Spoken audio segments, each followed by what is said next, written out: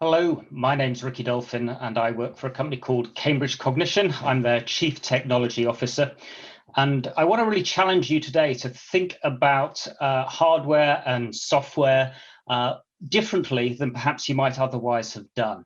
I want you to look beyond what technology is actually designed to do and to think about what problem it actually solves, how it might be relevant, and look really to see, can you uncover some new business stream if you started thinking about what it really does rather than what it's currently doing. So the title of my presentation is Saving Lives by Thinking Differently.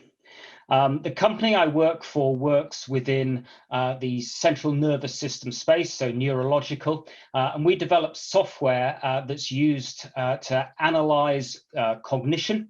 And specifically, we're then used mainly within clinical trials, but also within academic research and healthcare in order to study the way in which the brain is working and the way in which drugs interact with the brain.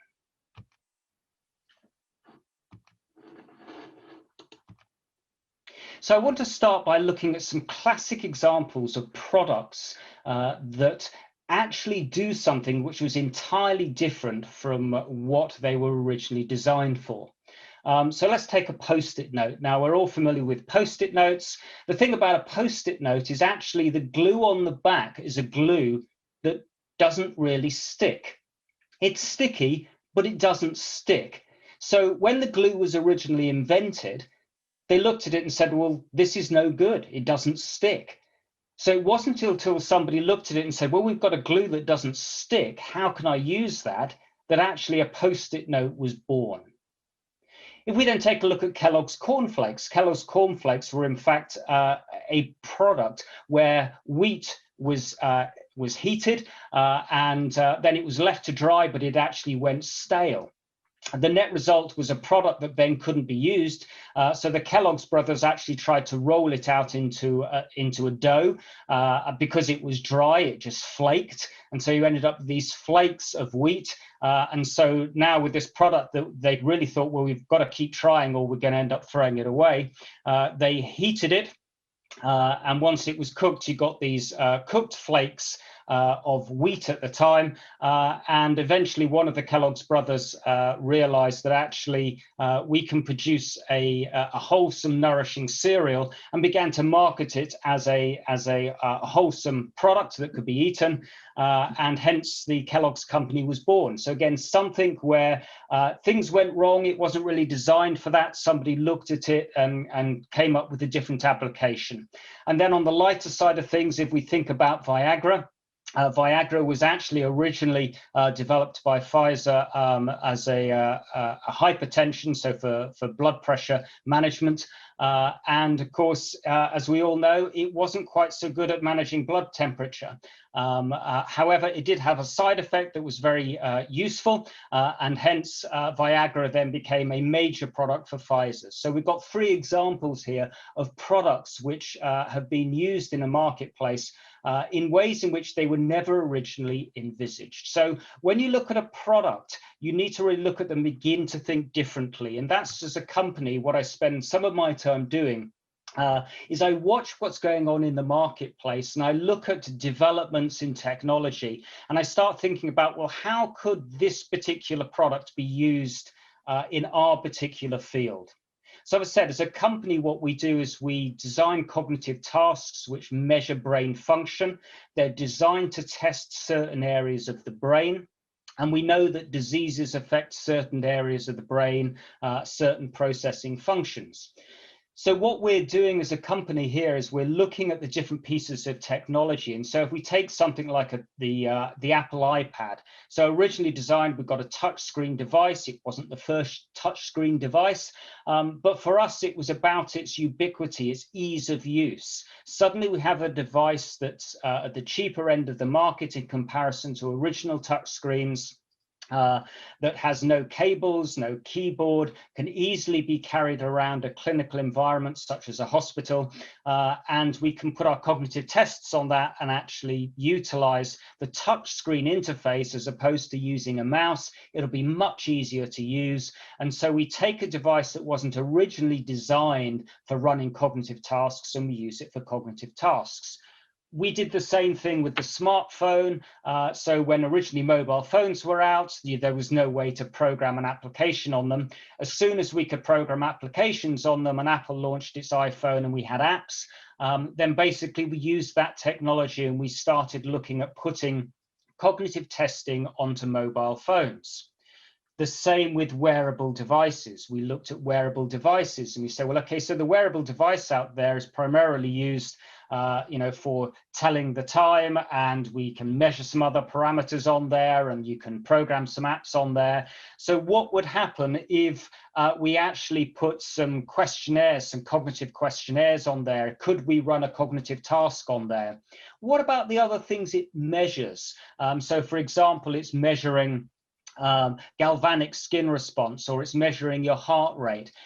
How does your heart rate relate to your cognition? How does your galvanic skin response relate to your cognition? If we combine those parameters, are we actually going to get something that is actually much more interesting than just one of those parameters alone? We also have looked at the voice recognition technology and advances in voice recognition technology. And so we've been looking at those and saying, well, actually, what would happen? What could we do with Alexa or any of the other voice recognition technology in terms of administering cognitive tasks? And so we start doing a lot of research. There's a lot more information in your voice that actually relates to your cognitive function than just what you're saying. So the pattern of your speech, the speed of your speech, the tone of your speech, all of these things give us a lot more rich information about what's going on in terms of your cognition. And by analyzing that and pushing it through machine learning algorithms, we can detect more about the way in which your brain is functioning than necessarily the simple cognitive test is going to do. So we are continually looking as a company at technical advances and how we can use those in ways that perhaps they weren't originally designed to do.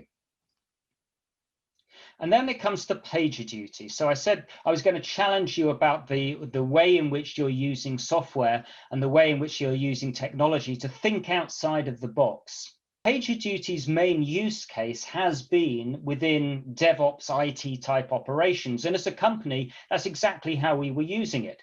So when one of our systems goes down, or there's some parameter that's outside how it should be, we get an alert and we can start investigating. So the memory usage is unusually high, or there's some other issue in there in terms of the performance, the CPU utilization is too high. Those types of things will trigger alerts and we can go and investigate. Our systems have to be up and running 24 hours a day, 7 days a week globally. So we need PagerDuty to alert us when those systems are operating outside of normal parameters, or one of the servers is going down, or something like that. That's your typical use case of PagerDuty. We have people who are on call. We need them to respond, because if they don't respond, we want to wake somebody else up and tell them that basically our IT manager hasn't responded. Can you please get up and make sure that we sort this out? And so we escalate, and all of the other good functions of PagerDuty that many of you will be familiar with. That's the typical use case of PagerDuty. However, I looked at PagerDuty and I looked at what we did, and I asked the question, well, is there something else we could do with PagerDuty? And so I started thinking about the clinical context. So I've mentioned that we work within neurology. One of the key areas we work with is within depression. And so what I started looking at with that is looking at the way in which our customers were using one aspect. So when we're monitoring depression and we're doing cognitive trials, one of the things we're often looking at doing is you want to assess whether or not your subject is likely to be considering suicide. So we do something called assessment of suicide ideation. So it's not just that they're thinking about suicide, it's that they are actively planning how they can commit suicide. So they're actively planning it. And we measure this on something called the Columbia Suicidality Severity Rating Scale. So it's quite common in neurological studies of depression to actually have a subject answer this questionnaire. If a subject is ideating suicide, then there is an obligation on the clinician to take action. Obviously, we don't want them to go through with this. So if this gets flagged up to the clinician, they actually need to recognize it and they need to respond to actually intervene and get help for that subject. And this has become much more important as more clinical trials are now being conducted at home. With COVID, so people are not being brought into hospital type settings, and therefore if somebody answers a questionnaire at home where it is clear from that questionnaire they're scoring in such a way that they're ideating suicide, we need to make sure a clinician who's not physically with them gets notified and action is then actually taken to intervene on behalf of that subject. And that's when I looked at it and I looked at PagerDuty, I was looking at how do we notify our clinicians that a certain score has come up on this rating scale. And it's not just about messaging the clinician, because we could have done this and simply said, well, let's just use one of the standard SMS messaging systems and notify them. But that's not enough, because we want to make sure the clinician has actually got the message and has responded to it. So we want them to acknowledge it. And then actually what I'd really like, I can add value to this, if not only do I know that the clinicians responded and said, yes, I've got this message, but would like to be able to look at an audit trail of the events. When did they get notified? How long did it take them to respond? Who actually responded? Those types of things in an audit trail are extremely important. And so PagerDuty had all of that functionality in it that standard sort of SMS messaging systems didn't have. And it was an application we were already using. So we looked at that technology, we looked at the notification rules, we looked at the escalation rules, we looked at the audit trail that was produced. And also an area that was of particular interest was the potential for the role-based visibility of the alerts. And so this ability to be able to say, not only can we get the alerts where the clinician has to respond, and not only do I get the audit trail in there that allows me to go in and investigate exactly what happened and how long did it take them to respond and so on, but equally I can make that information visible to different parties. So the company that's sponsoring the investigation into the new medicinal product, they can actually have access to see what's going on. The person that's responsible at the clinical site has access to see what's going on, but they can't necessarily see information beyond their own clinical site. Whereas the sponsor, the company that's actually manufacturing the product, has access to all of the information. We as a company have access to all of the information across all of the clinical studies, whereas the sponsor only has access to the information within the clinical study. So these different pots of information and the ability to be able to segregate those alerts by different role-based users, again, was a feature that we felt that we could really use. So I started looking at the features and functionality that were there and we were using within our organization to provide the alerting to our IT staff, and started applying that and asking the question, could we not use this to provide a medical function to PagerDuty? And so that's what we did. We went ahead and implemented that functionality, which enabled us then to integrate, just going back to this diagram, via the API. So when we looked at the API, we realized actually we could put an API call from our application that when it assessed the scores from this suicidality scale, It could calculate whether or not they were ideating suicide. If they were, we put an API call out to PagerDuty.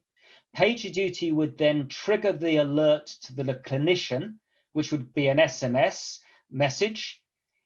They then had to respond, so we could set up the triaging, the time frame in which they wanted to respond. So, okay, you've got 15 minutes to respond. If you don't respond, what are we going to do with that? Who do we escalate it to?